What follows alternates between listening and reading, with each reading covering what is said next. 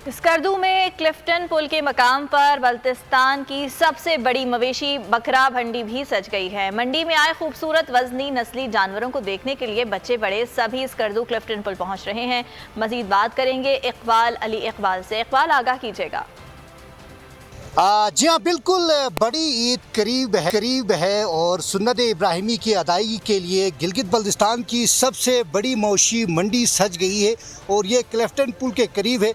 और मैं आपको बताता चलूँ कि इस मंडी में जो ख़ास वजह है वो कि सरहदी इलाका है जो 14,000 फीट की बुलंदी पर वाक़े है और जहाँ पर पलने वाला एक जो मखसूस जानवर है जिसे मकामी ज़बान में ज़ोई कहा जाता है, वो तवज्जो का मरकज़ है। इस वक्त ख़रीदार आ रहे हैं। इस वक्त ज़ो के जो व्यापारी है वो हमारे साथ मौजूद है। हम इनसे जानेंगे इसकी ख़ास वजह क्या है और ये क्या खाता है, आप इस हवाले से बताएं। बिस्मिल्लाहिर्रहमानिर्रहीम। ये जो आपके सामने जो जानवर नज़र आते हैं इनको मकामी ज़बान में ज़ोई कहा जाता है। तो इनकी रेट भी तो हाई पे है। इस वक्त तकरीबन एक ज़ू की कीमत 1.5 लाख से लेके 1,60,000 तक इनकी कीमत है।